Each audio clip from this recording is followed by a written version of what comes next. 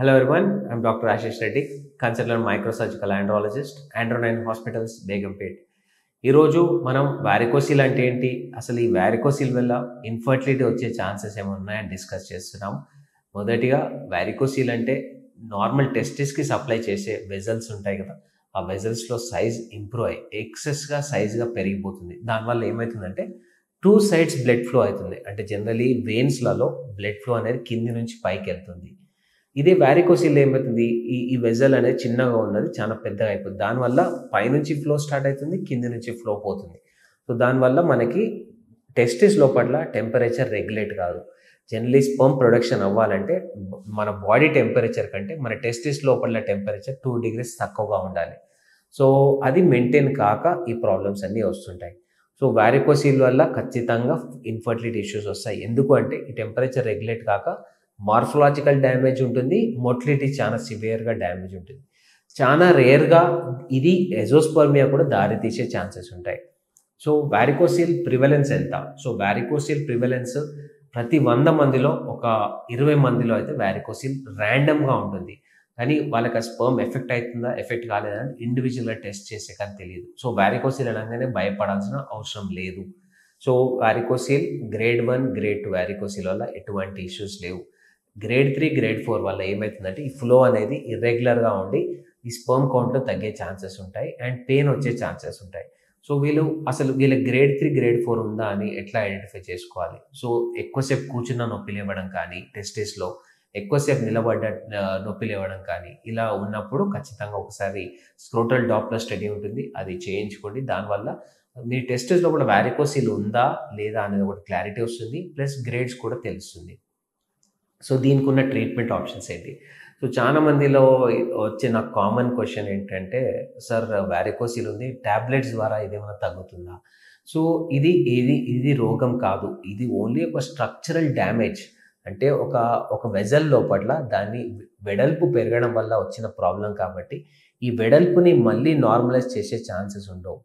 So దాన్ని ఏం చేస్తాం మేము, దీన్ని వారికోసిలెక్టమీ అంటే 2 సైడ్లు వెజల్ని కట్ చేసేస్తాం.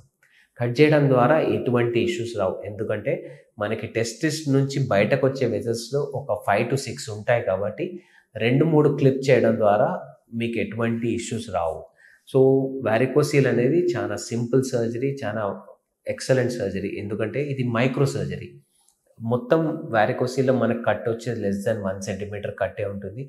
ఇది లాప్రోస్కోపీ కంటే బెటర్గా చేయొచ్చు, ఎందుకంటే కట్ సైజ్ చిన్నగా ఉంటుంది, ప్లస్ ప్రెసిషన్ ఎక్కువ ఉంటుంది. మనకి మనం దీన్ని మైక్రోస్కోప్లో చేసుకుంటాం కాబట్టి ఏ వెజల్ అయితే డ్యామేజ్ అయిందో ఆ వెజల్ని బ్లాక్ చేస్తాం.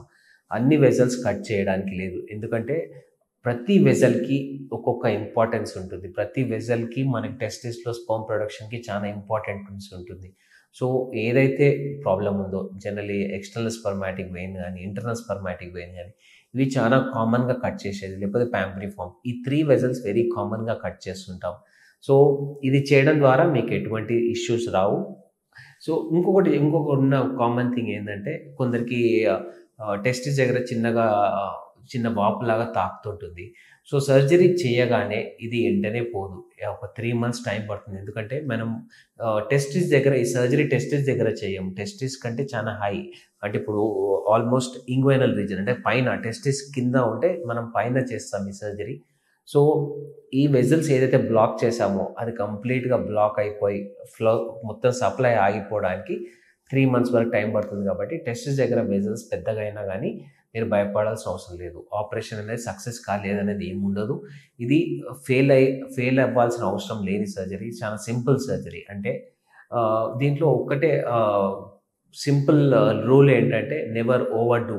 అంటే ఇది తక్కువగా చేసిన అంటే వన్ వెజల్ కట్ చేసినా ఏం కాదు, కానీ మోర్ దెన్ ఎక్కువ వెజల్స్ కట్ చేసినప్పుడు ఇష్యూ అయ్యే ఛాన్సెస్ ఉంటాయి. So always avoid over doing this surgery. Under surgery చేయడం it very good. So varicocele is generally left side varicoceles మనకు కామన్, ఎందుకంటే మన టెస్టిస్ నుంచి ఫ్లో అనేది ఎక్కువ డ్రైన్ అయ్యేది లెఫ్ట్ సైడ్ టెస్టిస్లో ఉంటుంది. కాబట్టి లెఫ్ట్ సైడ్ డ్రైనింగ్ ఈజ్ దానివల్ల left varicoceles are very common. So always surgery చేసేటప్పుడు generally right side grade 1, grade 2 ఉన్నా కానీ లెఫ్ట్ సైడ్ ఎప్పుడైనా సర్జరీ చేస్తున్నప్పుడు రైట్ సైడ్ కూడా చేయడం కామన్ ప్రాక్టీస్ అండి. ఎందుకంటే ఇట్స్ ఆల్వేస్ బెటర్. ఒక్కసారి మనం ఆపరేట్ చేస్తున్నాం కాబట్టి చిన్న కట్ ద్వారా ఇంకో సైడ్ కూడా అయిపోతుంది కాబట్టి పర్మనెంట్గా వ్యారికోసిల్ ప్రాబ్లమ్స్ నుంచి బయటపడవచ్చు. సో వ్యారికోసిల్ చేసుకున్న తర్వాత కూడా స్పర్మ్ కౌంట్ ఇంప్రూవ్ కావడానికి it will take at least 3 months of time అండి. ఎందుకంటే ఒక సింగిల్ స్పర్మ్ ప్రొడ్యూస్ కావడానికి it will generally take 65 days to 72 days కాబట్టి మనకి 3 months తర్వాతనే మంచి రిజల్ట్స్ వచ్చే ఛాన్స్ ఉంటాయి. సో ఎవరైనా వ్యారికోసిల్ చేసుకునేది ఉంటే వ్యారికోసిల్ చేసుకున్నాక అట్లీస్ట్ 3 months ఆగాలి మంచి రిజల్ట్స్ కనిపించడానికి. ఇంకా ఫర్దర్గా ఏమైనా డౌట్స్ ఉంటే వచ్చి నన్ను కలవండి. Thank you so much.